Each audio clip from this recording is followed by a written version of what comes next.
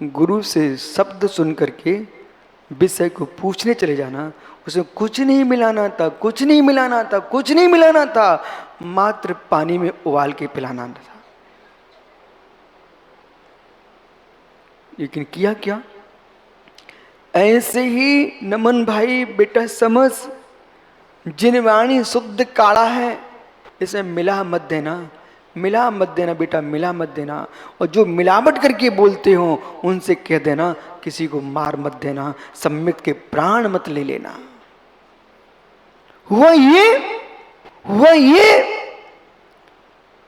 कि 5 शरीरों का नाश करना था, 5 शरीरों का नाश करना था, 148 कर्म की प्रकृतियों का क्षय करना था, ध्रुवी कर्म, भाव कर्म, नो कर्म का क्षय करना था ध्यान की अग्नि से। पर शब्द क्या सुना? अग्नि से। अग्नि से तप करने से मोक्ष मिल जाता है। तो हमारे भाई अमन ने क्या किया? 5 जगह बेटे ने अग्नि जला लिए, सामने, पीछे, आगे, दाएं, बाएं, 5 स्थान बीच में बैठ गया। और बीच में बैठ करके ब्रह्मोस्मि, ब्रह्मोस्मि, ब्रह्मोस्मि। हे मित्र, तुम क्या कर रहे हो? बागेश्वरी, बागबादनी, मेरे मित्र, बागेश्वर नहीं, बागेश्वरी, बागबादनी, जिनमानी मां के धाम में पहुंच करके देखना कि यहां कहा तुम भूत चुड़ैल की बात कर रहे हो।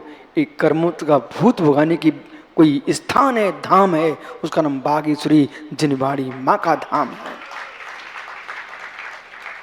इसलिए अपने जीवन में बागेश्वरी की आराधना मत छोड़ देना मित्र। और ब्रह्मांड का कोई बागेश्वर है, उसका नाम तीर्थंकर जिनेश्वर है। बाग बागेश्वर अनंत देव। ये बागेश्वरी प्रकट कहां से हुई है? बागेश्वर से। और बागेश्वर कौन है? तीर्थंकर जिनेश्वर देव। आपको आना चाहिए बागेश्वर के धाम। तुम्हारी असंयम की दरिद्रता, तुम्हारे विषय कसाय की दरिद्रता, रत्नत्रय की संपत्ति मिलेगी बेटा। बागेश्वर धाम तुम चले आना, तीर्थंकर के चरणों में पहुंच जाना। ओहो, वर्धमान महावीर स्वामी,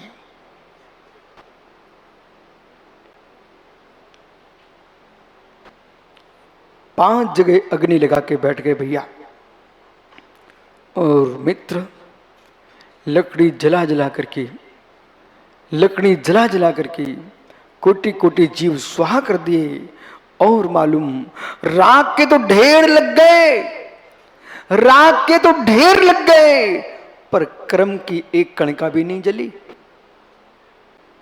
राख के ढेर लग गए, पहाड़ बन गए राख के, और शरीर भभू से लपेट लिया। और मित्र, शरीर को भभू से लपने का मोक्ष मार्ग नहीं है। कर्मों को भभूत कर दो और निज को स्फटिक मणि के समान मेरे मित्र स्वच्छ कर लो। इसका नाम है तपस्या।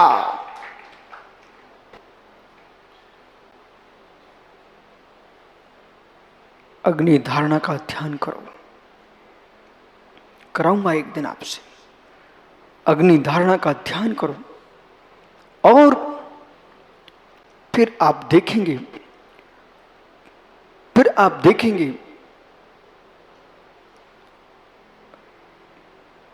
अग्नि धारणा, पृथ्वी धारणा, अग्नि धारणा, वायु धारणा, जलीय धारणा, तत्रूपति। बेटा देखो मेरी तरफ, तत्रूपति। तत्रूपति धारणा में प्रवेश करता है योगी, उस समय जैसे ज्ञानी स्फटिक मणि स्वच्छ दिख रही है, आत्मा की स्वच्छत्व शक्ति प्रकट हो चुकी है, देह शून्य हो चुका है। जीव द्रव्य ये तत्रूपती धारणा में जब प्रवेश करता है, ध्यान करते करते इतना आनंद में डूब जाता है। इसलिए ज्ञानियों पंचाग्नि नहीं तपना है, ध्यान के बल पर 5 शरीरों का क्षय करना है। जो ध्यान की अग्नि थी उसे तुमने काष्ठ की अग्नि समझ लिया।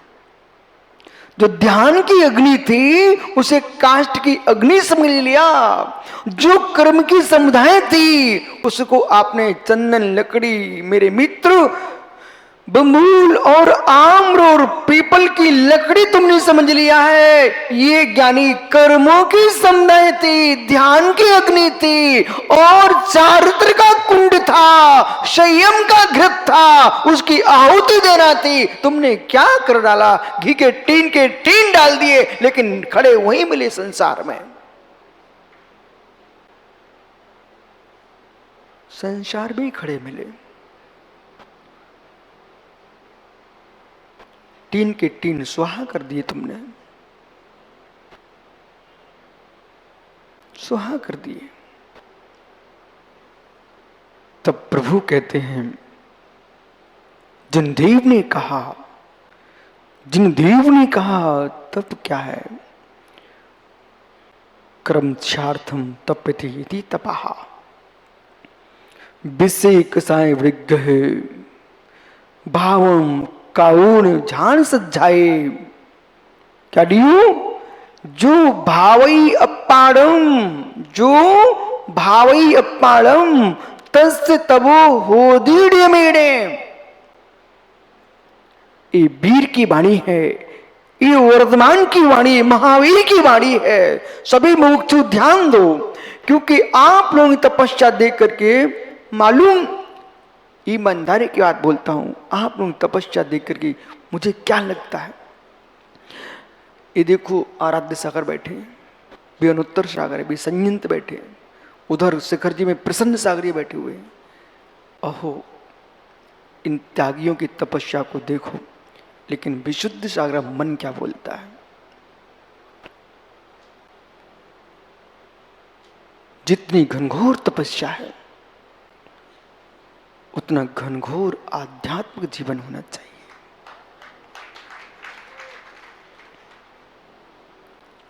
चाहे बाष्णोपेक्षा हो, चाहे काटकोपेक्षा हो, चाहे सर्वार्थ सिद्धि हो, समय सारजी हो, श्री धवल जय धवल महाबंद जैसे ग्रंथ हो, त्रिलोक सार, त्रिलोक परिणति, लब्धि सार, 56 सार जैसे महान ग्रंथ ये भारत की भूमि में है।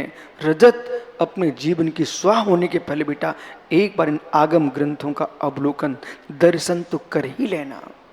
मैं अपना अवभाग्य मानता हूं, परम अवभाग्य मानता हूं कि ऐसा विवेक और बुद्धि प्रमाद शून्य दृष्टि का जन्म हो जाए मेरे अंदर। हुआ कि दुनिया की बातें सुनने में थकान आती है, वो आगम पढ़ करके उत्साह आता है।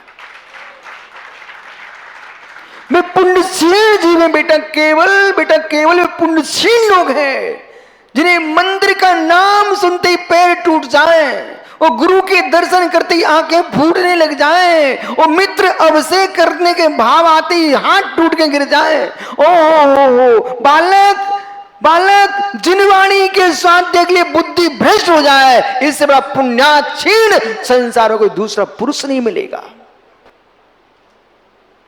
जिसको वंदना के भाव आ जाए, उसके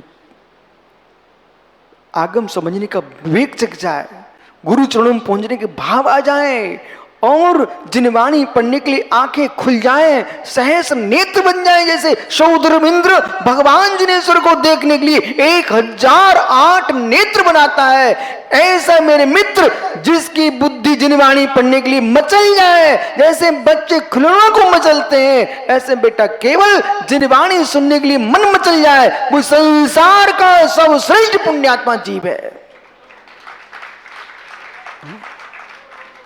ये मेरे से मिलने मत आना, स्वयं से मिलना। बिना जनक जननी के कहे बिना, बिना मित्रों के समझाए बिना, स्वयं का मन कहे आज तो गुरु को आहार दूंगा, आज तो जिनवाणी सुनूंगा। धन्य ने छोटे छोटे युवाओं के लिए, बच्चों के लिए 10-10 दिन के उपवास कर रहे हो। सोचो आप बे अहमदाबाद से कितने 15-25 बालक आए हैं। बालकों बेटा जैसे तुम तपस्या कर रहे हो इसे छोड़ मत देना, तपस्या में वृद्धि करना। भोजन छोड़ने के साथ साथ अंदर के कसायों को भी छोड़ के चलना है।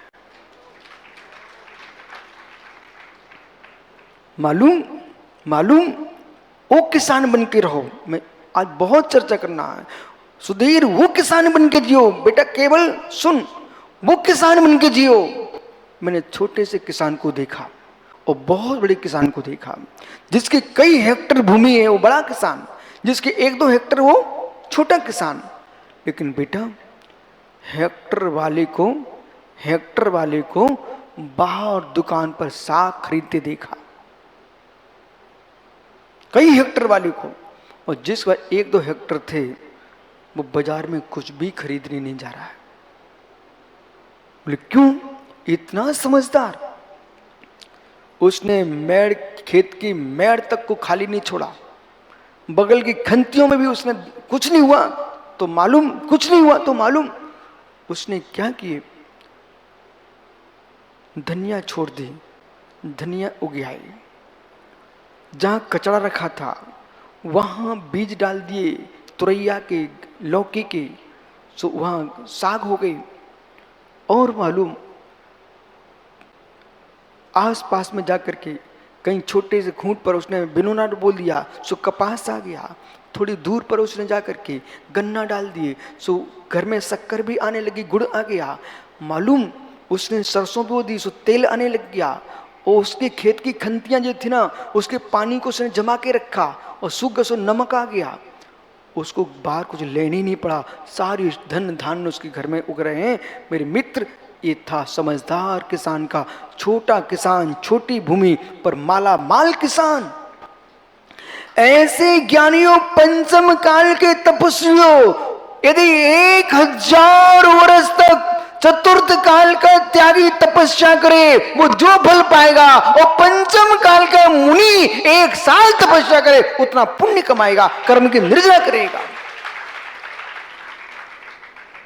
लेकिन क्यों? अब केवल के पिताजी धनपति सिद्धम, बेटा इनके पति धनपति पिताजी, सो बेटे को अच्छे कॉलेज में डाल दिया, फिर भी पोजीशन बजा के ना आ पाए तो धिक्कार हो। एक गरीब का बेटा बाहर रोड पर बैठ करके और पड़ोसी के छात्रों की पुस्तकें मांग करके, घर में मिट्टी का तेल भी नहीं, रोड के खम्भे में बैठ करके प्रकाश में पड़ रहा है।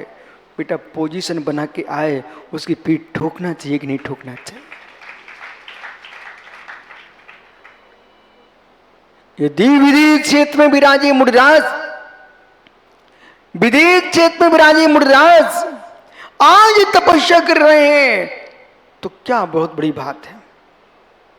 सामने धर्म का फल दिख रहा है, देव आ रहे हैं, विद्याधर घूम रहे हैं, समोषण का प्रभु का, केवली अरहंत जैसे प्राप्चार, केवली जैसे मेरे मित्र प्रोफेसर, और बाग में ही नैयायिक रिद्धि संपन्न मुनिराज जिनके सामने विराजे हो, धर्म का साक्षात फल दिख रहा हो, यदि बेविश्वास करके तपस्या करें तो कोई बड़ी बात नहीं है। हमारे पंचम काल में, हमारे भरत क्षेत्र में न कोई केवली है, न कोई रिद्धिधारी मुनिराज है, न गढ़ मेरे मित्र गढ़धर परमेश्वरी है, न यहाँ पर देवों का आगमन हो रहा है, और न यहाँ पर विद्याधर लोग आ रहे हैं। तब भी ये बालक बैठ करके, बालिका बैठ करके अनशन तप करे, ये मुनिराज इनके ध्यान करे, इनकी पीठ ठोकना चाहिए। कितनी श्रद्धा प्रचंड है। महावीर भैया ऐसा मत सोचना ज्ञानियों, ये लोग भूखे भकोड़े रायपुर में आ गए, ऐसा सोचना धन्य हो तुम ऐसे काल में बहुत युग में पैसे की भूख लुगियां को गए, तुम 10 दिन तक घर छोड़ के आ कैसे गए। ऐसे लोग मिल जाएंगे आपको रायपुर में ही, जो प्रदूषण चल रहा है उनकी दुकान बंद नहीं होती एक टाइम भी।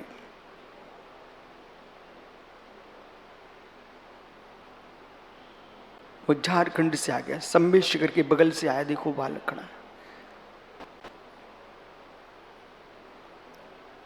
वो राजस्थान से गदिया पुत्र का धोती दुपट्टा पहने तो और अच्छा लगता है, पापड़ी बाल। वो गया से आ गया भाई, निकुंज रौनक। अब सोचिए आप कहां कहां से लोग, महाराष्ट्र, दिल्ली से, बिहार से, कितने कल सुब्रत सागर कह रहे थे 13 प्रांतों से शिविरार्थी यहां बैठे हुए हैं। आदमी को सोचना पड़ता है कि घर से बाहर निकलने में क्या ना हो जाए। इसलिए संकल्प समाज, वर्षा युग समति, मंदिर समति, मित्र अवभाग्य मानना कि आज मालूम, कल मैं सोच रहा था यहां पर एक सरदार जी थे, वो 1998 में पूरी वाचना सुनते थे।